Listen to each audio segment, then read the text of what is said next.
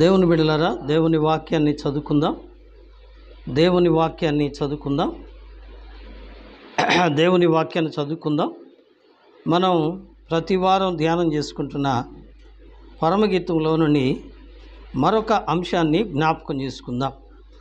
పరమగీత గ్రంథంలోని మొదటి అధ్యాయంలో కొన్ని సంగతులు మనం ధ్యానం చేస్తూ వచ్చాం. కొన్ని సంగతులు అవి ఏంటి అంటే, తన ప్రియుడు తనకు ఎటువంటి వాడు అనగా సంఘమునకు ప్రభు అయిన యేసు ఎటువంటి వాడు, ఆయనలో ఉన్నతమైన గుణలక్షణాల గురించి కొన్ని మాటలు మనం ధ్యానం చేశాం. అందులో మొదటిగా 14వ వచనంలో ఎంగేది ద్రాక్షావనములోని కర్పూరపు పూగొత్తులతో సమానుడు అని చెప్పుకుంటూ వచ్చాం. రెండవది, నా రొమ్మున నుండు గోపరసమంతా సువాసన గలవాడు అని మనం చెప్పుకుంటూ వచ్చాం. ఇక మనం పైకి వెళ్ళాలి. పై వచనం అనగా 12వ వచనానికి వెళ్ళాలి. దానికి వెళ్ళక ముందు మరొక వచనాన్ని మనం ధ్యానం చేయాలి. అందుకోసం రండి, పరమగీత గ్రంథం 2వ అధ్యాయము. పరమగీత గ్రంథం 2వ అధ్యాయము 4వ వచనాన్ని మనం చదువుకుందాం. పరమగీత గ్రంథం 2వ అధ్యాయము 4వ వచనాన్ని చదువుకుందాం. అతడు నన్ను విందుశాలకు తోడుకొని పోయెను, నా మీద ప్రేమను ధ్వజముగా ఎత్తెను. చాలు, చక్కని మాట ఇక్కడ మనం చదువుకున్నాం. ముందుగా మనం చదువుకున్నవి ఆయనలో ఉన్న గుణలక్షణాలు, ఆయనలో ఉన్న శ్రేష్టమైన గుణలక్షణాల గురించి మనం చదువుకుంటూ వచ్చాం. ఈ పూట ప్రియులారా, ఆయన ఆ ప్రియురాలికి చేసిన గొప్ప మేలును గురించి మనం చదువుకుందాం. రండి చదువుకుందాం. మాట మరలా చదువుతున్నాను, దయచేసి చూడండి. పరమగీత గ్రంథం 2వ అధ్యాయము 4వ వాక్యం. అతడు నన్ను విందుశాలకు తోడుకొని పోయెను, నా మీద ప్రేమను ధ్వజముగా ఎత్తెను. నేను చదివినప్పుడే ఆ పద విభజన మీకు అర్థమై ఉంటుంది అనుకుంటా. పదాన్ని విడమరుస్తూ నేను చదివాను. ఈ చదివినటువంటి ఈ వచనాల్లో ఉన్న విడమర్పు దయతో గమనించండి. ఏమిటా విడమర్పు అంటే, చూడండి. అతడు, మొదటి మాట. అతడు అంటే ఎవరు? ఆయన ప్రత్యేకత ఏమిటి?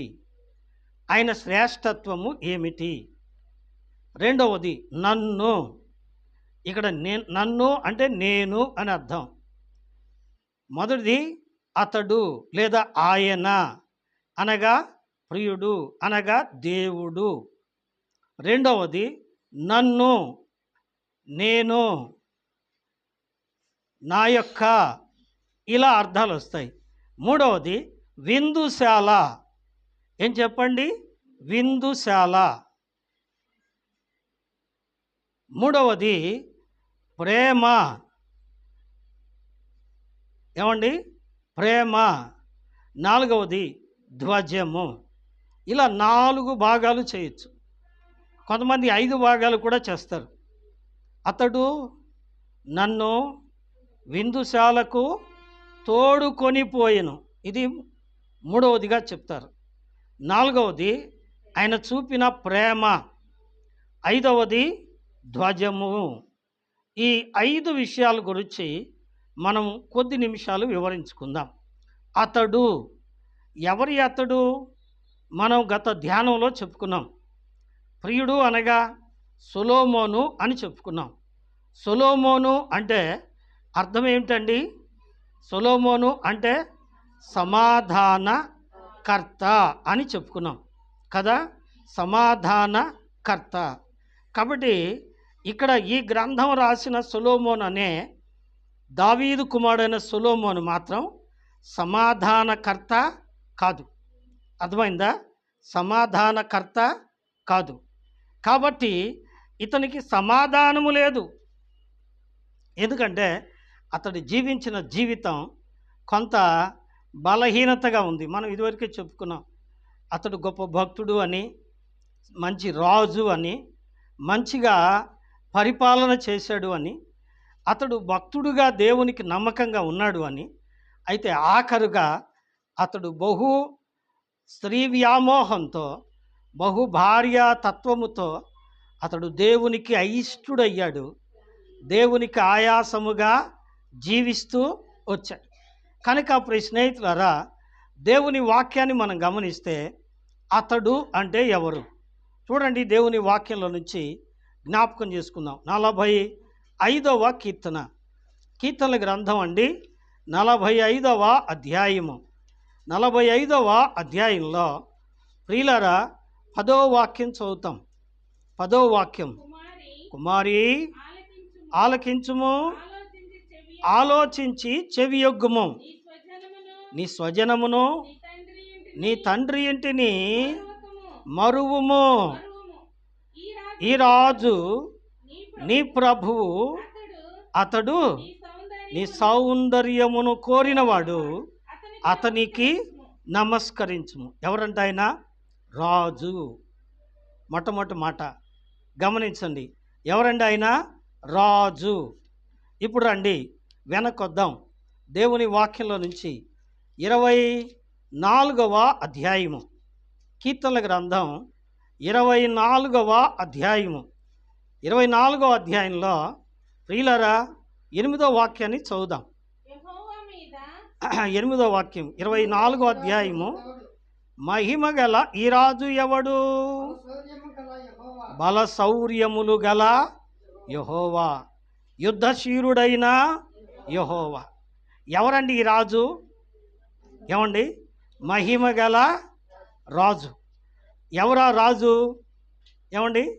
మరలా చెప్పాలి. ఎవరా రాజు? బల శౌర్యములు గల యెహోవా. ఏమండి? ఆ మహిమ గల రాజు ఎవరు అంటే యెహోవా. యెహోవా అనేది హీబ్రూ నామం. ఏమండి? యెహోవా అనేది హీబ్రూ నామం కదండి. హీబ్రూ నామంలో యెహోవా అంటే మనం తెలుగులోకి వచ్చినప్పుడు ఏం చెప్పండి? దేవుడు. దేవుడు, గాడ్ అంటారు. యావే అనేది హీబ్రూ నామం. ఇంగ్లీష్ పేరు ఏంటి చెప్పండి? గాడ్. తెలుగులోకి వచ్చినప్పటికి దేవుడు. ఎవరు చెప్పండి? దేవుడు. ఈ ప్రియుడు ఎవరు? దేవుడు. దేవుడు రాజు. ఇంకో మాట 84వ కీర్తన రండి. 84వ కీర్తనలో ఏమండి? దేవుడైన యెహోవా ఏమై ఉన్నాడు? ఏమండి? సూర్యుడును కేడెమునై ఉన్నాడు. 11వ వచనం. దేవుడైన యెహోవా సూర్యుడును కేడెమునై ఉన్నాడు. ఏమై ఉన్నాడట? సూర్యుడు. అంటే సూర్యుడు అనే పదానికి మనం అర్థం చేసుకోవాల్సింది ఏంటంటే స్వయం ప్రకాశము. ఏమండి? స్వయం ప్రకాశము. అర్థమైందండి? ఇప్పుడు వరుసగా చెప్తాను, జ్ఞాపకం చేసుకోండి. 1, ఈయనెవరు? ఈ రాజు నీ ప్రభువు. ఎవరా రాజు? ఆ రాజు యుద్ధశూరుడైన యెహోవా. ఎవరు చెప్పండి? యుద్ధశూరుడైన యెహోవా. యెహోవా అనగా దేవుడు. కాబట్టి ఈ యొక్క రాజు దేవుడు. ఇతడు సౌందర్యమును కోరినవాడు. ఏమండి? సంఘము. సంఘం అంటే ఏంటి? సంఘం అంటే ఎవరు? దేవుడు తన స్వరక్తమిచ్చిన సంఘం కదండి. అపోస్తల కార్యములు 20వ అధ్యాయం 28వ వచనంలో మీ తర్వాత చదువుకోండి. దేవుడు తన స్వరక్తం ఇచ్చిన సంపాదించిన సంఘము అని ఉంటుంది అక్కడ.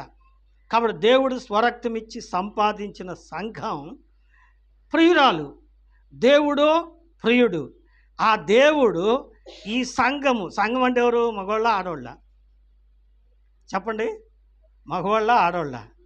దేవుని నమ్మిన వారందరూ కూడా సంఘమే కదండి. దేవుడు స్వరక్తం ఇచ్చి సంపాదించిన సంఘము అంటే అర్థం ఏంటంటే, దేవుడు తన రక్తముతో పవిత్రపరచిన ప్రతి పాపం నుండి విడిపించబడిన బిడ్డ, ప్రతి మనిషి ఏమండి సంఘం. ఆ సంఘాన్ని ఆయన ఎట్ట పిలుచుకున్నాడు? ఏమిటండి ఈ భాష అని మీరు అనొచ్చు కదండి.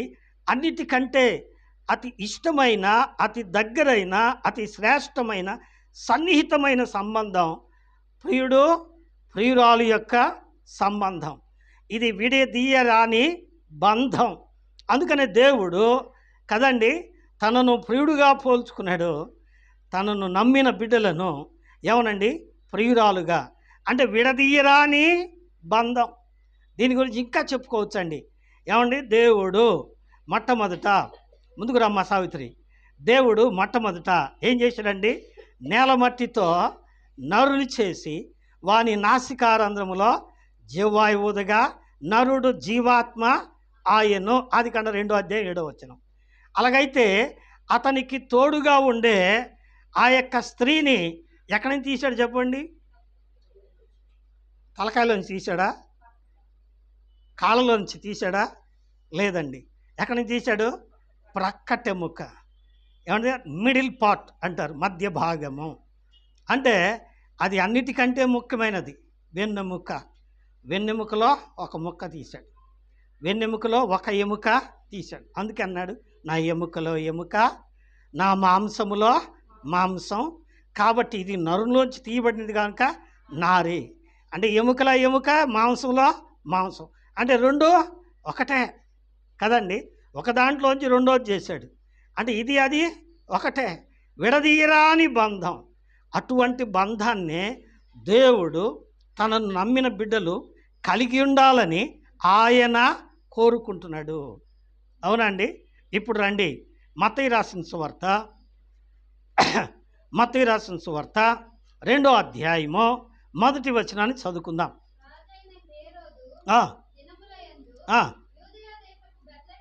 బెత్లెహేములో పుట్టిన పిమ్మట తూర్పు దేశపు జ్ఞానులు యెరూషలేముకు వచ్చి ఏమని అడిగారండి? యూదుల రాజుగా. అంటే ఈయన పుట్టుకతో ఎవరు చెప్పండి? ఈయన రాజు. By birth he is a king. ఏమండి పుట్టుకతో రాజు. ఎవరో నిలబెట్టి అభిషేకించి రాజ్యం ఇచ్చి కిరీటం పెట్టి ఇక నువ్వేలే అయ్యా అని అనిపించుకున్నవాడు కాదు. ఆయన పుట్టుకతో ఏమై ఉన్నాడు? రాజు అయినాడు. అంతేకాదు, అంతకు ముందే రాజు అయి ఉన్నాడు. మనం ఇందాక చదివాం. ఈ రాజు ఎవరు? బల శౌర్యములు గల యెహోవా, సైన్యములకు అధిపతికు యెహోవా. అంతేకాదు, 100వ కీర్తనలో 3వ వచనంలో చదువుతాం, యెహోవాయే దేవుడని తెలుసుకొనుడి అని అక్కడ చదువుతాం కదండి.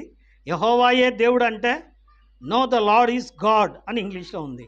అంటే లార్డ్, LORD, లార్డ్ అంటే ప్రభువు, గాడ్ అంటే దేవుడు. ఏమండి ప్రభువు అంటే ఎవరు? ప్రభు అయిన యేసుక్రీస్తు. అంటే దాని అర్థం ఏంటి? ప్రభువే దేవుడని తెలుసుకోండి. ఏం చేయాలి చెప్పండి? ప్రభువే దేవుడని తెలుసుకోండి. ఆ దేవుడు రాజు. He himself a king. ఏమండి ఆయన రాజు. ఆయన పుట్టడం ఈ లోకంలో ఎట్ట పుట్టాడు? రాజుగా పుట్టాడు. ఏమండి పిలాతు ఆయన్ని న్యాయపీఠం దగ్గరికి తీసుకొచ్చినప్పుడు వాళ్ళందరూ నేను రాజునని చెప్పుకున్నాడండి అని ఆయన మీద నేరమో మోపారు. పిలాతు అంటున్నాడు, 19వ అధ్యాయంలో ఉన్నాయి ఆ మాటలు, మీ తర్వాత చదువుకోండి, యోహాను సువార్తలో. ఏమన్నాడు? నీవు రాజువా అన్నాడు. పిలాతు యేసు ప్రభువును ఏమన్నాడు చెప్పండి? నీవు రాజువా అన్నాడు. దానికి యేసు ఏమన్నారు? నువ్వు అన్నట్టే నేను రాజునే. ఏమండి నువ్వు అన్నట్టు నేను రాజునే. ఏమండి అదేం లేదే, వాళ్ళు ఏదో పొరపడక చెప్పారు, ఏం లేదులే అన్నాడండి ఆయన. నో, నేను రాజును అన్నాడు. కాబట్టి ఆయన by birth he was a king. ఏమండి అసలు ఆయన ఒక రాజు. ఆ రాజే ఆయన ప్రియుడు. ఆ ప్రియుడు ఏమండి 45వ కీర్తనలో మనం చదివాం. ఏమనండి? ఈ రాజు నీ ప్రభు. ఏమండి? Is the king, is your beloved. ఏమండి? Is your Lord. ఏమండి? ఆయన నీ ప్రభువు, నీ ప్రియుడు. ఏం కోరుతున్నాడు ఆయన? నీ సౌందర్యమును కోరుతున్నాడు. ఏమండి? సౌందర్యమును కోరుతున్నాడు. తల్లిదండ్రి ఏం చేస్తారంటే పిల్లోడి కోసం, ఏమండి, వాళ్ళు పెద్దగా మొఖాలు సబ్బుతో కడుక్కోరు.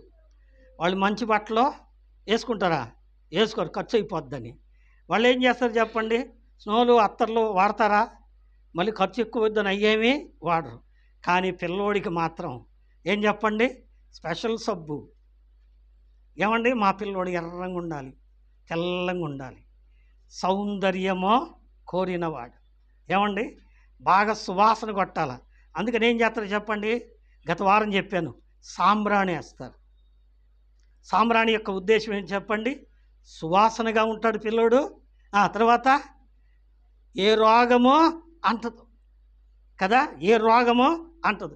క్రిమి కీటకాలు ఆ వాసన తగిలితే దగ్గరికే రావు. అది ఆరోగ్యం కదండి. పౌడర్ రాస్తారు. తర్వాత చెప్పండి, సాంబ్రాణి వేస్తారు. కొత్త బట్టలు తప్పితే పాత బట్టలు, చినిగిపోయిన బట్టలు తొడుగుతారా? తొడగరు. ఏమండి? నిజమే. ఎందుకని? ఆ బిడ్డ ఎలా ఉండాలా? సౌందర్యవంతంగా ఉండాలి. దీన్నే ఏమంటారండి? The love of agape. దేవుని ప్రేమ తల్లి ప్రేమ కంటే అధికమైంది కదండి. ఆమె చూడటానికి ఎట్లా ఉంటుందంటే ముఖం అంతా నీళ్లు గారుతూ ఉంటుంది. ఏమండి?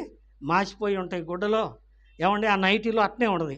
కానీ పిల్లవాడిని మాత్రం బొమ్మలాగా తయారు చేసి ఆడ పెట్టుకొని వాడికి వెళ్ళే చూస్తుంటుంది. ఏమి ఎట్లుంటుంది? సింపుల్ జుట్టు వేసుకొని ఉంటుంది. ఏమండి? అదేంటమ్మా నువ్వు అసలేమో అట్టుంటి వాడు ముఖ్యమండి, నాదే ఉందండి కదా. దీన్ని ఏమంటారు చెప్పండి? అద్భుతమైన ప్రేమ. దేవుడు నిన్ను కూడా అటువంటి ప్రేమతో ప్రేమిస్తున్నాడు. అటువంటి ప్రేమతో ప్రేమించాడు గనకనే నీ కొరకు ఎటువంటి వాడట? పరమగీత గ్రంథం 5వ అధ్యాయము 5వ అధ్యాయం అండి 10వ వచనం. రండి, 5వ అధ్యాయము 10వ వచనం. ఆమె చెబుతుంది, నా ప్రియుడు ధవళవర్ణుడు, రత్నవర్ణుడు, 10,000 మంది పురుషులలో. ఎటువంటి వాడంట ప్రియుడు? ఆయన ఎటువంటి వాడు చెప్పండి? ధవళవర్ణుడు. ధవళం అంటే ఏమండి? ధవళం అంటే బంగారు వర్ణం. బంగారు వర్ణం, తెలుపులో మెరుపు. ధవళము అంటే బంగారం, దగ దగ దగ దగ మెరిసేవాడు. అందుకనే సౌలు దమస్కు మార్గంలో ఆయన్ని చూసి ఏం చేశాడు చెప్పండి? నేల మీద పడ్డాడు. ఎందుకని? ఆయన్ని చూడలేకపోయాడు. అంత మహత్యము కలిగిన దేవుడు, మనుషులెవరు సమీపించరాని మహా గొప్ప తేజస్సు కలిగిన దేవుడు. ఏమండి? అంత గొప్ప దేవుడు, ధవళవర్ణుడు. అయితే ఏమైపోయాడు చెప్పండి? యెషయా గ్రంథం 53వ అధ్యాయం 2వ వచనం. ప్రతిసారి చదివించడం నాకు ఇష్టం లేదు. ఏముంది అక్కడ? అయితే అతడు ఎలా అయిపోయాడండి? స్వరూపమైన సొగసైనా లేదు, దుఃఖభరితుడాయను. స్వరూపమైన సొగసైనా లేదు, దుఃఖభరితుడాయను. వ్యాధిగ్రస్తుడుగా వ్యాకులమందే వీక్షించి త్రిప్పిరి ముఖము. గాయాములన్ మన కొరకై పొందేను యేసు ప్రభు. Praise lord. కనుక అంత ధవళవర్ణుడు, రత్నవర్ణుడు, సౌందర్యవంతుడు ఎట్టయిపోయాడంట? చూడనల్లని వాడుగా అయిపోయాడు. ఏమండి? ఆ శిలువ మీద వేలాడుతున్న ఆయనకి వెళ్ళి చూసి చూడలేక ముఖం తిప్పుకున్నారట. ఎలా ఉన్నాడు? వాళ్ళు అంటున్నారు, చిల్ల పెంకులాగా ఉన్నాడు. పెంకు ఎట్లా ఉంటుంది? నల్లగా అయిపోద్ది. ధవళవర్ణుడు నల్లంగా ఎందుకు అయిపోయాడు చెప్పండి? ధవళవర్ణుడు నల్లంగా ఎందుకు అయిపోయాడు? ఏమండి? ఒక పాప అంటుందంట స్కూల్లో, మా అమ్మ ఎప్పుడు తెల్లటి బట్టలు వేసుకుంటుంది, దేవదూతలాగా ఉంటుంది మా అమ్మ అన్నాడు. ఏమండి? ఇంకో పాప, మా అమ్మ తల దగ దగ దగ దగ మెరిసిపోతూ ఉంటుంది అని చెప్పుకొని సంతోషపడిందండి. మూడో పాప ఉంది, పాపం నాలాగే తిక్కల పాప కావాలా, తల దించుకొని కూర్చుంది. ఏంటి మీ అమ్మని గురించి ఏం చెప్పలేదు? ఏం చెప్పలేదు. ఈ అమ్మాయి తల దించుకొని వచ్చేసి ఇంటికి వచ్చింది. అట్టా కూర్చుంది. కూర్చునేటప్పటికి ప్రియులారా, ఆ కూర్చున్న పాపను చూసి తల్లి అంటుంది, ఏమ్మా స్కూల్లో ఎవరన్నా ఏమన్నా అన్నారా? లేదా? ఏంది పెట్టిన అన్నం చాలేదా? నేను అసలు తినలా. మరి ఎందుకే ఏడుస్తున్నావు? వాళ్ళ అమ్మేమో తెల్లగా మెరిసిపోద్దంట, ఇంకొకళ్ళ అమ్మేమో దగ దగ దగ మెరిసే జుట్టు ఉందంట, నీకేమో మకాన నల్లంగా చొక్కలు ఉన్నాయి. నేను ఎట్ట చెప్పుకోవాలి నిన్ను? అందుకే నాకు బాధ వేసింది పో.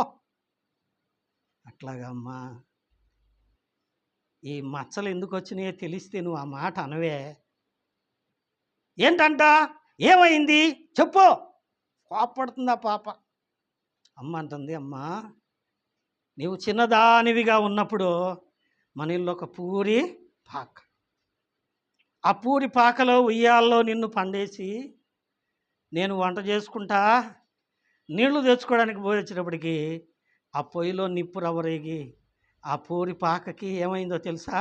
నిప్పు పట్టింది, పాకంతా తగలబడుతుంది. పాకలు ఎవరున్నారు చెప్పండి? అమ్మ ఉందా, కూతురుందా? వింటున్నారా? వినేవాళ్ళు చెప్పండి సార్. అమ్మ వింటున్నారా? ఇంటే చెప్పండి. ఎవరున్నారు చెప్పండి? ఏ పాప చెప్పు అని అడుగుతుంది. చూసా, ఆ పాప ఉంది. ఆ పాప ఉయ్యాల్లో పడుకొని ఉంది, ఇల్లంతా తగలబడిపోతుంది. ఇప్పుడు ఈ అమ్మ ఏం చేసింది చెప్పండి? ఏం చేసింది? ఆ పాపను అదరాబదరా పరిగెత్తుకుంటా పోయి ఆ ఉయ్యాల్లో ఉన్న పాపను తీసుకొని ఒళ్ళో పెట్టుకొని చీరంతా పాపకు చుట్టి వస్తుంటే ఆ పైన ఆ వాసం చూసి ఎగిరి మొఖాన పడి బాగా కాలి పట్ట పెట్ట పెట్ట పెట్టలాడుతున్న ఆ కోసం పైన పడేటప్పటికి ముఖం ఎట్లుంటుంది చెప్పండి? దగదగ మెరుసుద్దా? మెరిసిద్దా? మెరవదుగా. మరి ఎట్లుంటుందో? బాగా కాలి పుండుబడి అది మానటానికి 10 రోజులు పట్టిందే తల్లి. ఎందుకన్నట్టు చేసావమ్మా? ఎందుకంటే ఆ కోసం నీ మీద పడితే ఆ పసిపిల్లవైన నీవు ఏమైపోయేదానివి? అప్పుడే పోయేదానివి. ఇప్పుడు దాకా ఉండేదానివి కాదమ్మా. ఇప్పుడు ఆ పాప ఏం చేస్తుంది చెప్పండి? పోనీ ఆ పాప స్థానంలో ఉన్న మీరైతే ఏం చేస్తారు చెప్పండి? షీ వెప్టింగ్, ఏడుస్తుంది ఆ పాప. వాళ్ళ అమ్మ తెల్లంగా ఉందేమో నాకు తెలియదు, వీళ్ళ అమ్మ దగదగ మెరుస్తుందో లేదో నాకైతే తెలియదు, కానీ మా అమ్మ అంత గొప్ప అమ్మ ఇంకొక అమ్మ ఉందా? లేదు. ఎందుకోసం అంటే నన్ను పసిగుడ్డుగా ఉన్నప్పుడు సావకుండా బతికిచ్చింది ఎవరో? నేనే ఉయ్యాల్లో ఉండి ఆ నిప్పురవ్వ నా మీద పడి ఆ యొక్క కొయ్య నా మీద పడి నేను చచ్చుంటే ఏమైపోయేదాను? నా కోసం తన ప్రాణాన్ని అడ్డుపెట్టిన నా తల్లి మొఖానున్న మచ్చ నా బ్రతుకును జ్ఞాపకమో. నిజమే ప్రియులారా. ఏమండి? ఎలా ఉన్నాడంటే ఆ ప్రియుడు? ధవళవర్ణుడు, రత్నవర్ణుడు, 10,000 మంది పురుషులలో గుర్తింపగలిగిన సౌందర్యవంతుడైనా ఇప్పుడు ఎట్టున్నాడో చెప్పండి? చిల్ల పెంకులాగా అయిపోయాడంట. స్వరూపమైనా లేదు, సొగసైనా లేదు, మనుషులు చూడనొల్లని వాడుగా అయిపోయాడు. ఎవరి కోసం చెప్పండి? ఎవరి కోసం అమ్మ? మనకై యేసు మరణించే, మన పాపముల కొరకే నిత్య జీవముని సాచుండు సజీవుడా. Praise lord. కనుక ప్రియులరా, ఏమండి? ఎవరి కోసం? ఎవరి కోసం నల్లగా అయిపోయాడైనా? అందుకనే ఈ రాజు ఏం కోరుతున్నాడు? నువ్వు సౌందర్యంగా ఉండాలని కోరుతున్నాడు. ఏమండి? పౌడర్ రాస్తుంది, స్నో రాస్తుంది. ఏమండి? కొన్ని క్రీములు తీసుకొస్తారు. నల్లంగా ఉండే పిల్లోడు లేదా పిల్ల ఎట్లా రావాలి చెప్పండి? తెల్లంగా రావాలి. ఈ అమ్మ ఎట్లుంటుంది?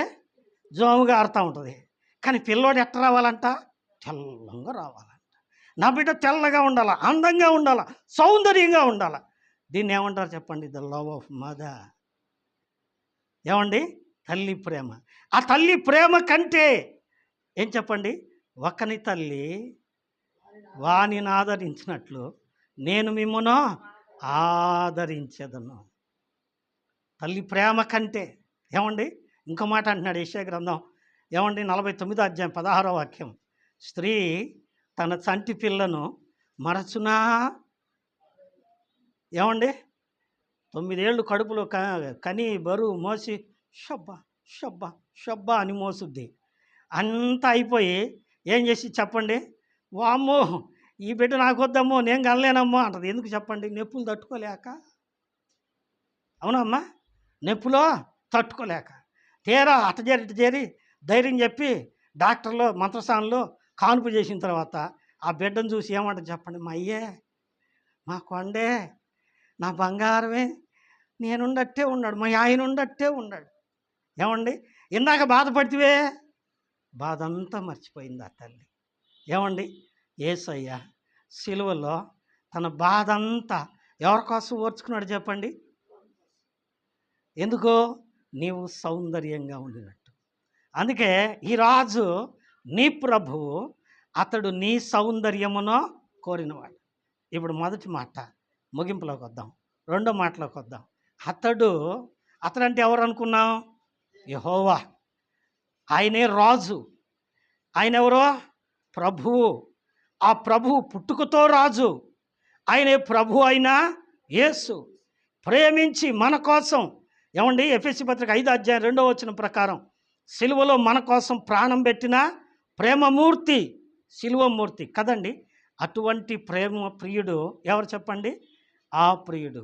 అతడు నీ సౌందర్యమును కోరినవాడు. ఇప్పుడు రెండో మాట, నువ్వెవరో? రెండో మాట ఏమంటుందండి? అతడు నన్ను. ఎట్టున్నావు నువ్వు? రండి దేవుని వాక్యంలో నుంచి పరమగీత గ్రంథం 1వ అధ్యాయము, ఏమండి? 6వ వాక్యం.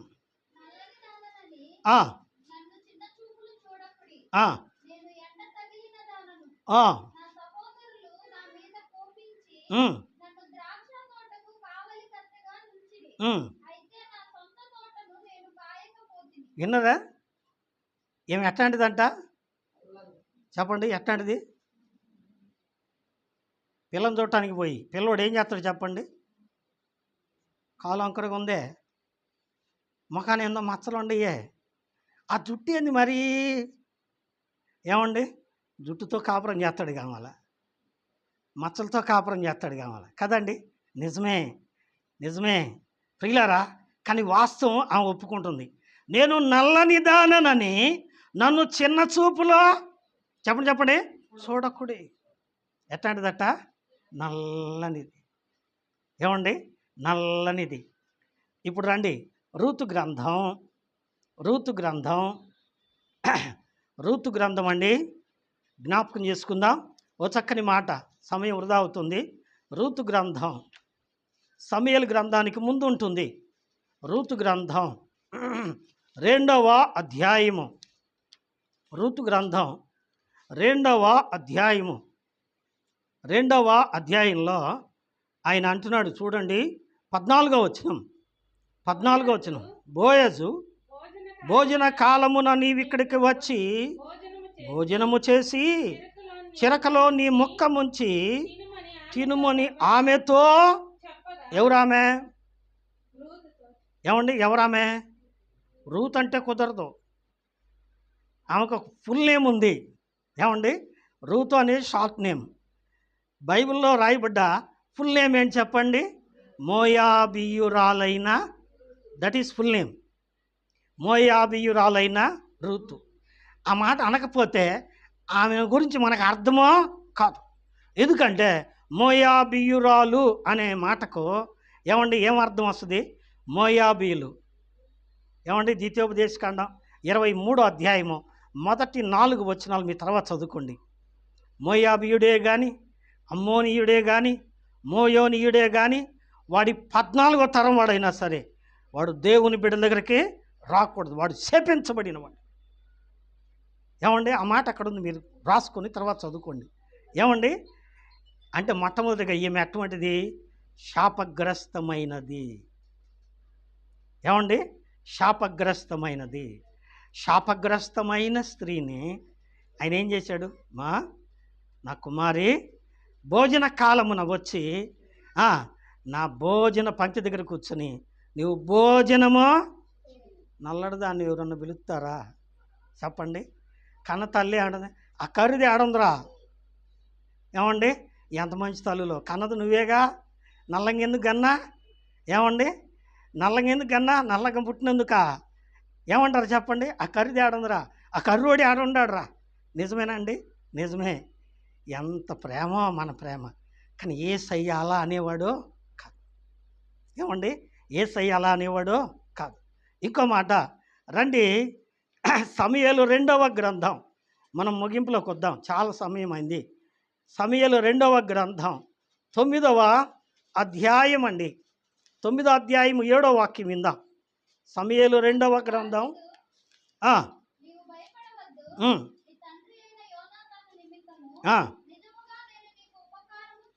ఉపకారం చూపి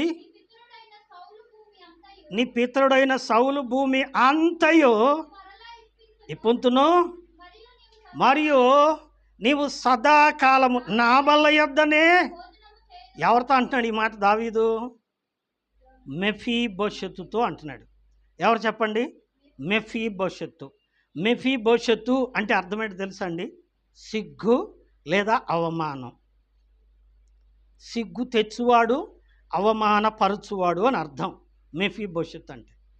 ఇప్పుడు చరిత్రలోకి వద్దాం.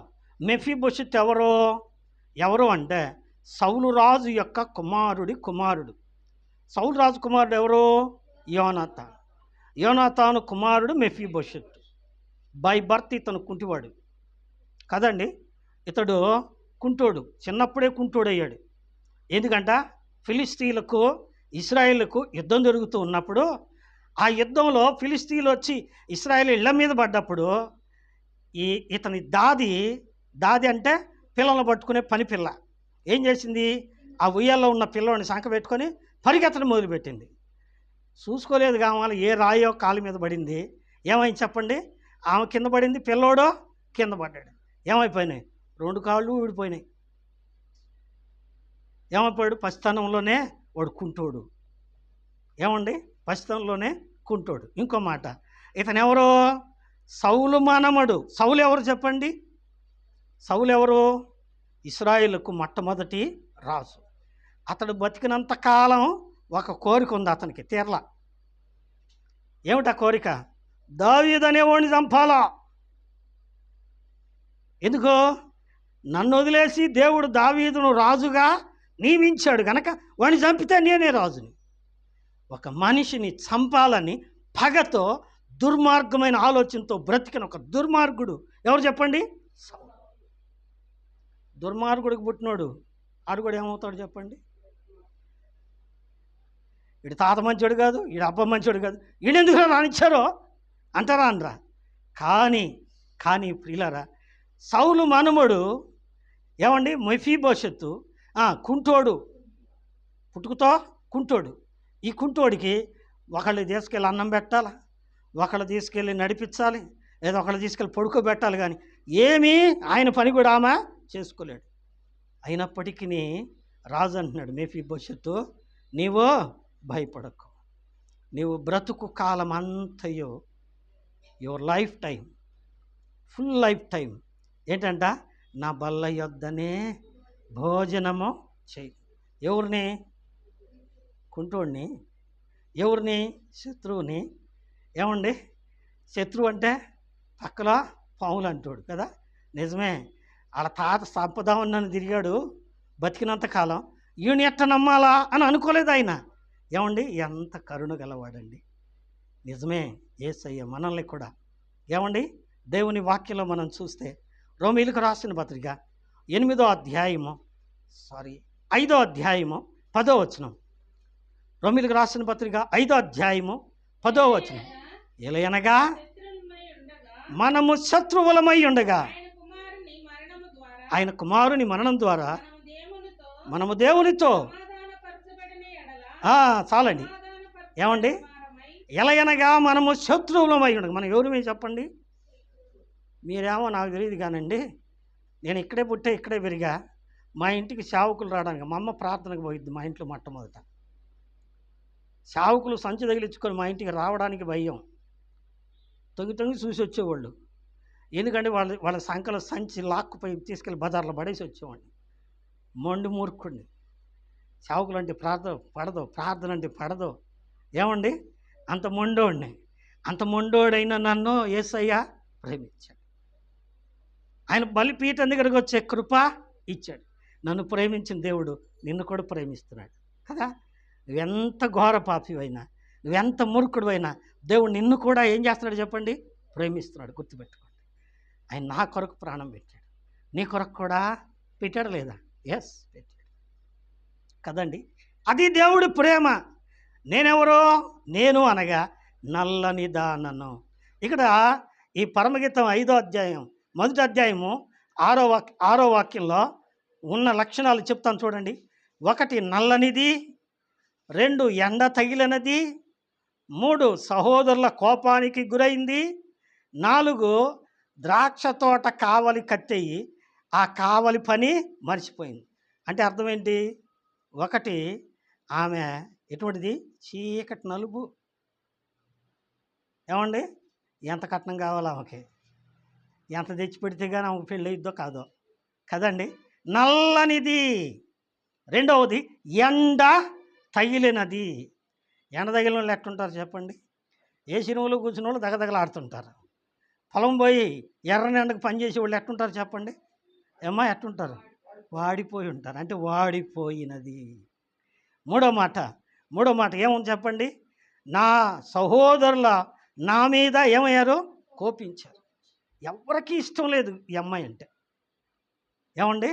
వాళ్ళ అన్నదమ్ములకి, వాళ్ళ ఇంట్లో వాళ్ళకి ఎవరికి ఇష్టం లేదు. ఎవరికి ఇష్టం లేని అందరూ తృణీకరించిన ఈ చిన్నది. ఆఖరి మాట ఏంటంటే ఏమొక సోమరిపోతు. ఇంకేం అప్పగించారు చెప్పండి? ద్రాక్ష తోట కావలి పని అప్పగించారు. అయితే ఆమె ఏం చేసింది? పని చేసిందా? నమ్మకస్తురాలా? చేయలా. సోమరిపోతు. ఏమండి? ఎన్ని మంచి లక్షణాలు ఉన్నాయో, అన్నీ మంచి లక్షణాలైనా, మంచి గుణలక్షణాలైనా చెప్పండి, అన్నీ అవలక్షణాలే. ఏమండి? అన్నీ అవలక్షణాలే. ఆ అమ్మాయి ఎట్టుంటుంది? ఆ అమ్మాయి మాట ఎట్టుంటుంది? ఆ అమ్మాయి పనికి పోయిద్దా పోదా? వాళ్ళ అమ్మ మాట ఎంత అయినదా? ఏమండి? ఎన్ని క్వశ్చన్లు వేస్తామో మనం. కానీ యేసయ్య ఏ క్వశ్చనో వేయలే, ఏ ప్రశ్న వేయలే. ఏం చేశాడు చెప్పండి? అయినప్పటికీ అతడు నన్ను ఏం చేశాడు? విందుశాలకు తోడుకొని పోయాడు. ఎక్కడికంట? విందుశాలకు. విందుశాల అంటే అర్థం ఏంటంటే ఏమండి? Dining hall. డైనింగ్ హాల్ అంటే భోజనశాల. మన ఇంట్లో అయితే చిన్న చిన్న డైనింగ్ హాల్స్ ఉంటాయి. ఏమండి? పెద్ద పెద్ద అధికారులు, వాళ్ళ అధికారుల కంటే ఈయన ఎవరు చెప్పండి? మహారాజు. రాజుగారికి ఒక పెద్ద ప్యాలెసే ఉంటుంది, భోజన ప్యాలెస్. ఏమండి? రాజు, రాణులు, ఉపపత్నులు, పిల్లలు, వాళ్ళ పిల్లలు, బంధువులు, మంత్రులు, ఏమండి? అందరూ ఒక్కసారి కూర్చొని భోంచేస్తారు. దాన్ని ఫీస్ట్ అంటారు కదండి. విందు. ఏమని ఎవరు చెప్పండి? ఈ నల్లరి దాన్ని, ఏమండి? ఈ పనికి మాలిన దాన్ని, అంటే సోమరిపోతుని, అందరూ చేదరించుకున్న ఈ వ్యక్తిని తీసుకెళ్ళి ఏం చేశాడు చెప్పండి? విందుశాలలో కూర్చోబెట్టాడు. ఏమిటా విందు అంటే ఏమిటి చెప్పండి? ఆ విందు దీన్ని ఏమన్నారంటే పరలోకపు విందు. ఏమండి? పరలోకపు విందు. చదువుదాం ఒక్క మాట చూడండి, దేవుని వాక్యంలో నుంచి చదువుదాం ఒక్క మాట. యెషయా గ్రంథం 25వ అధ్యాయము 6వ వాక్యాన్ని విందాం. యెషయా గ్రంథం 25వ అధ్యాయము 6వ వాక్యం, మొదటి 2 లైన్స్. ఏమండి? ఈ పర్వతం మీద సైన్యములకు అధిపతియగు యెహోవా చాలమ్మా. ఈ పర్వతం మీద, ఏమిటా పర్వతము? గొల్గతా కొండ మీద కొవ్విందేంటి? 33.5 సంవత్సరాల యవ్వనస్తుడు. ఆ యవ్వనస్తుడిని ఏం చేస్తున్నాడు? విందుగా చేసేసాడు. ఎవరైనా? యేసుక్రీస్తు ప్రభు. నిండు యవ్వనస్తుడు. నిండు యవ్వనస్తుడు ఏం చేశాడు చెప్పండి? మన కోసం, మనందరి కోసం. ఏమండి? ధవళవర్ణుడు, రత్నవర్ణుడు, 10,000 మంది పురుషులలో గుర్తింపగలిగిన సౌందర్యవంతుడైన ఆయన ఏమండి మనుషులందరి కోసం, వారి ముఖముల ముసుగును తీసివేయటం కోసం ఆయన తలలో ముండ్ల కిరీటం, ఆయన చేతులలో చీలలు, ఆయన కాళ్ళలో చీలలు, దేహమంతా కొడా దెబ్బలతో రక్తసిక్తమై మాంసం ముద్దగా వేలాడుతూ ఉన్నాడు. కొవ్విందేంటి చెప్పండి? కొవ్విన వాటితో ఆయన విందు చేస్తున్నాడు. ఎవరైనా? యెహోవా. యెహోవా. ఏమండి? యెషయా గ్రంథం 53:10 అతనిని నలుగగొట్టుటకు యెహోవాకో ఇష్టమాయన. తండ్రే తన కుమారుణ్ణి మన కోసం విందుగా చేస్తున్నాడు. ఏం చేస్తున్నాడు చెప్పండి? ఆయన తలలో ముళ్ళు గుచ్చాడు, చేతుల్లో చీలలు గుచ్చాడు, కాళ్ళలో చీలలు గుచ్చాడు, నలగొట్టాడు. నలగొట్టి ఏం చేశాడండి? పిండి వలె పిసికాడు. సిలువనే పెనం మీద పెట్టి ఏం చేశాడు చెప్పండి? ఇటు అటు కాల్చాడు. మిట్ట మధ్యాహ్నం 12 గంటల వేళ ఎర్రని ఎండలో ఏమండి దేహం మీద గాయాలు, ఆకాశానికి భూమికి మధ్య వేలాడుతున్న ఆయన ఏమండి పెనం మీద వేలాడుతున్న రొట్టెలాగా నల్లగా అయిపోయాడు. ఈ రొట్టె ఆ ప్రభు అంటున్నాడు. ఏమంటున్నాడండి? మత్తయి సువార్త 26:26 ఇది నా శరీరము, ఇట్ ఈస్ మై బాడీ. ఏమంటున్నాడు చెప్పండి? ఇది నా శరీరము. ఎక్కడి నుంచి వచ్చింది ఈ శరీరం? ఆ సిలువనే పెనం మీద కాల్చబడిన శరీరం, ఆ సిలువనే బలిపీఠం మీద వధించబడిన శరీరం, గోధుమ గింజ నలగగొట్టబడి దంచబడి తర్వాత విసరబడి పిసకబడి రొట్టెగా కాల్చబడుట ద్వారా ఏమొచ్చింది చెప్పండి? రొట్టె వచ్చింది.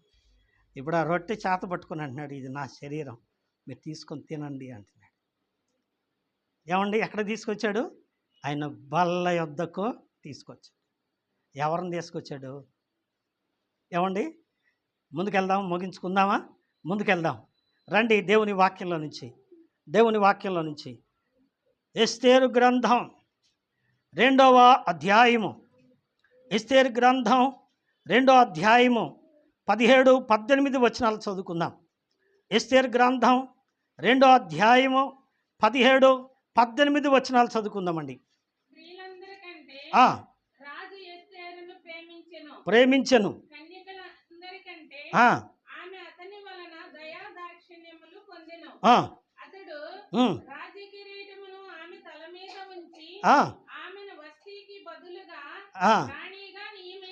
చదువమ్మా. రాజు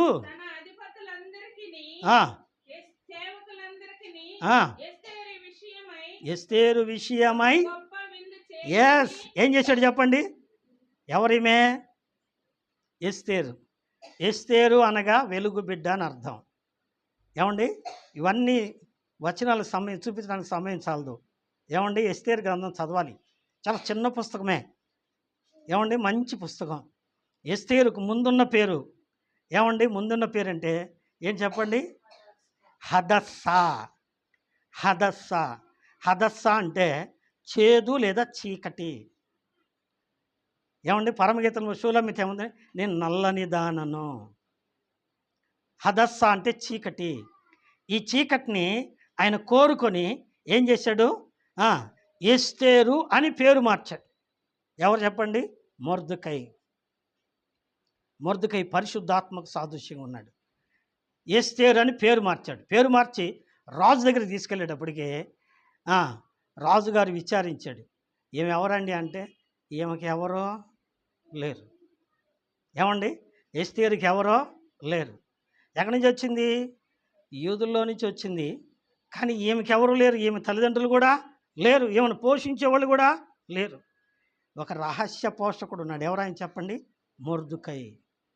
ఆయన అన్నాడు, నా పేరు మాత్రం చెప్పాక. ఈమెకి ఎవరు లేరు, దిక్కులేంది. చీకటి, చేదు, దిక్కులేంది, తల్లిదండ్రులు లేనిది, ఏ చరిత్ర లేనిది, ఎందుకు పనికిరాని ఈ స్త్రీని రాజు ఏం చేశాడంట? స్త్రీలందరిలో రాజు ఎస్తేరును ప్రేమించి, హి లవ్డ్ ఎస్తేర్, ఎస్తేరును ప్రేమించి ఏం చేశాడట? తన దేశానికి రాణిగా చేశాడు. నిజమే ప్రియులారా, ఆ ఎస్తేరు స్థానంలో నిన్ను ఊహించుకో. నువ్వు నేను కూడా మనం మునుపు ఏమై ఉన్నామో, ఎలా ఉన్నామో? ఎఫెసీ పత్రిక 2వ అధ్యాయం 1వ వచనం ప్రకారం మనం మన అపరాధముల చేతను, పాపముల చేతను చచ్చివారమై ఉండగా, పాపులమై ఉండగా, పాపులను ప్రేమించాడు ఆయన, పాపుల కొరకు ప్రాణమిచ్చాడు ఆయన. పాపులను ప్రేమించి పాపుల కొరకు ప్రాణమిచ్చి ఏం చేశాడు? ప్రకటన గ్రంథం 1వ అధ్యాయం 6వ వచనం ప్రకారం ఆయన మనలను ప్రేమించుచు తన రక్తము వలన మన పాపముల నుండి మనలను విడిపించి ఏం చేశాడండి? తండ్రికి ఒక రాజ్యముగాను, రాజులుగాను, యాజకులుగాను. ఇప్పుడు ఎవరు చెప్పండి? ఎస్తేరు ఏమండి? చీకటి, చేదు, దిక్కులేంది, అడ్రస్ లేనిది, ఈమె ఏమైపోయింది చెప్పండి? దేశానికి రాణి. నిన్ను నన్ను కూడా ఎన్నుకొని ఏం చేశాడు చెప్పండి? పెళ్లి కుమార్తె సంఘముగా చేసుకున్నాడు. పెళ్లి కుమారుడు ఎవరు? యేసు. యేసు ఎవరు? రాజు. యేసయ్య పెళ్లి కుమార్తె వధువు సంఘం ఎవరు? నువ్వు నాకు తెలియదు కానీ నేనే. ఏమండి? ఎందుకంటే నేను ఆయన నమ్ముకున్నాను కనుక ఆయన సంఘంలో, ఆయన పెళ్లి కుమార్తెలు నేను కూడా ఉన్నాను. అట్టయితే నేనెవరు చెప్పండి? ఆయన పెళ్లి కుమార్తె అంటే రాజుగారి పెళ్లి కుమార్తె, రాజు భార్య ఏమవుతుంది? రాణి అవుతుంది. ఏమండి? మనము ఆ స్థానానికి తగిన వారమేనా? మనం అనుకుంటాం, ఎట్లాంటి పిల్లని చేసుకున్నారు, మీరు ఎట్లాంటి వాళ్ళు, మీరు ఎంత డబ్బు ఉన్నవాళ్ళు, మీరు ఎంత అందమైన వాళ్ళు, ఆ ఖరీదాన్ని ఎట్ట చేసుకున్నారు రా కదండి. ఏమండి? నిజమే, యేసయ్య ప్రేమ. మనం ఇంకనూ పాపులమై ఉండగానే ఏమండి? ఎఫెసీ పత్రిక రోమపత్రిక 5వ అధ్యాయము 8వ వచనములో ఏమండి? దేవుడు మన ఎడల తన ప్రేమను వెల్లడిపరుచును. ఎట్లనగా మనం ఇంకనూ పాపులమై ఉండగానే క్రీస్తు మనలను ప్రేమించి మన కోసము తన ప్రాణము. మంచి వాళ్ళమనే ఏమండి? మా ఫ్రెండ్ వాళ్ళ అబ్బాయిలే, మావోడే, వాళ్ళ నాన్న తెచ్చిస్తాడులే వాడికి ఇస్తే. ఏమండి? తెచ్చియడానికి ఎవడు లేడు. అడ్రస్ లేని ఉత్తరం ఇది. అడ్రస్ లేని ఉత్తరానికి ఎంత మంచి స్థానం ఇచ్చాడండి. అందుకే ఏమంటుంది? అతడు నన్ను, ఎవరు నేను? ఏమండి? ఎన్ని క్వాలిఫికేషన్స్ ఉన్నాయి? అన్నీ డిస్క్వాలిఫికేషన్సే కదండి, అన్నీ అనర్హతలే. అటువంటి దాన్ని ప్రేమించి ఏం చేశాడు చెప్పండి? తన విందుశాలకు తోడుకొని పోయి ఏం చేశాడు చెప్పండి? మనం ఇందాక చదివాం, ముగిస్తా. ఎస్తేరు గ్రంథంలో మనం చదివాం. ఏమండి? స్త్రీలందరిలో రాజు ఎస్తేరును ప్రేమించి అమ్మ ఏం చేశాడు? ఆమెను వస్తీకి బదులుగా రాణిగా చేసి మొట్టమొదట రాజసింహాసనమందు కూర్చోబెట్టాడు. ఎక్కడ కూర్చోబెట్టాడు? రాజసింహాన్ని. రాజుగారి బల్ల దగ్గరికి తీసుకొచ్చాడు. ఏమండి? రాజుగారి బల్ల దగ్గరికి తీసుకొచ్చాడు. ఏమండి? భూలోకంలో ఇది దేవుని రాజ్యం, పరలోకంలో దేవుని రాజ్యం ఎట్లా ఉంటుందంటే ఎట్నే ఉంటుంది. అక్కడ కూడా మనం దేవుని సన్నిధిలో ఉంటే దేవునితో పాటు భోజనము చేస్తాం. ఈడ చేస్తేనే, ఈడ చేయకపోతే ఆడ చెప్పండి, ఇక్కడ చేయకపోతే అక్కడ. ఇక్కడ కంటిన్యూగా ప్రభు బలలో మనం పాలు పొందుతూ ఉంటేనే పరలోకంలో, లేకపోతే కోప్పడకండి. ఏమండి? నిజమే. ఆ పరలోకంలో ఆ సింహాసనమందు కూర్చుండబెట్టి ఏం చేశాడు చెప్పండి? రాజ్య కిరీటమో, ఏమండి? రాజ్య కిరీటమో పెట్టాడు. ఏమండి? రాజ్య కిరీటం పెట్టాడు. ఆయన రాజు. చెప్పండి. సంఘమో రాణి స్థానంలో కూర్చుంది. మంత్రులు, సామంతులు రాణిగారికి ఏం చేస్తాడు చెప్పండి? పక్కబామా రాజుగారికి నమస్కారం పెట్టాలి అంటారండి. రాజుగారి సంఘం తర్వాత ముందు అమ్మగారికి నమస్కారం పెట్టాలక్కర్లేదా? నిజమే. ఎంత గొప్ప స్థానం ఇచ్చాడండి. అందుకే అంటుంది, అతడు నన్ను విందుశాలకు తోడుకొని పోయి ఏం చేశాడు? ప్రేమను ధ్వజముగా నా మీద, అంటే ఒక ఉన్నతమైన సింహాసనం అందు నన్ను కూర్చోబెట్టాడు. ఎంతగా కూర్చోబెట్టడానికి నేను అర్హురాల్ని కాదు. మనం యోగ్యులమా? కాదు. మనం అర్హులమా? కాదు. మనము అయోగ్యులము, అపాత్రులము. ఏమండి? చదవండి ఎఫెసీ పత్రిక 2వ అధ్యాయం 7వ వాక్యం. నేను ముగిస్తా, బైబిల్ మూసేసా. ఎఫెసీ పత్రిక 2వ అధ్యాయము 7వ వాక్యం. 2:7. ఆ, ఆ, ఆ, కూర్చుండబెట్టెను. ఇంకా ముందు చదువుకుంటూ పోతే, మీరు కృపచేతనే రక్షించబడ్డారు, ఇది దేవుని వరమే. ఏం చేశాడు? రక్షించాడు, పరలోకంలో సింహాసనంలో కూర్చోబెట్టాడు. ఇదేంటంట? దేవుని వరం. ఇంత గొప్ప ప్రేమ చూపించిన ఆ ప్రియునికి ఏమి ఇస్తే రుణం తీరుతుంది చెప్పండి? ఏమండి? అందుకే దావీదు అంటాడు, యెహోవా నాకు చేసిన ఉపకారములకు నేను ఆయనకేమీ చెల్లించి రక్షణ పాత్రను చేతపుచ్చుకొని యెహోవా నామమున ప్రార్థన చేసి, అందుకే నేను చేసిన పాపాలను క్షమించి ఇప్పటి వరకు సజీవురాలుగా ఉంచు. మనం తప్పు చేస్తే మన తల్లి ఒప్పుకుంటుందా? తండ్రి ఒప్పుకుంటాడా? కానీ నన్ను ప్రేమించి ఇప్పటి వరకు సజీవులుగా ఉంచడమే కాదు, నీ కోసం నా కోసం ప్రాణం పెట్టాడు, రక్తం కార్చాడు, చనిపోయి తిరిగి లేచాడు, పరలోకంలో మన కోసం సింహాసనం సిద్ధమో చేశాడు. ఇటు ప్రేమ చూపించిన ప్రభువును ఎంత స్తుతించినా మనమో రుణస్థులమే. అందుకే దావీదు అంటాడు, నా ప్రాణమా యెహోవాను సన్నుతించుము, ఆయన చేసిన ఉపకారములో నువ్వు దేనిని. అతడు నన్ను విందుశాలకు తోడ్కొని పోయి ప్రేమను నా మీద ధ్వజముగా. ఇంత గొప్ప ప్రియుని ఆరాధించకుండా ఉండగలమా? అలా ఆరాధించిన కొరకై, ఆయన కృతజ్ఞత చెల్లించిన కొరకై ప్రభు మనకు సహాయపడుగాక. దేవుడు తన మాటలను ఆశీర్వదించునుగాక. ఆమేన్.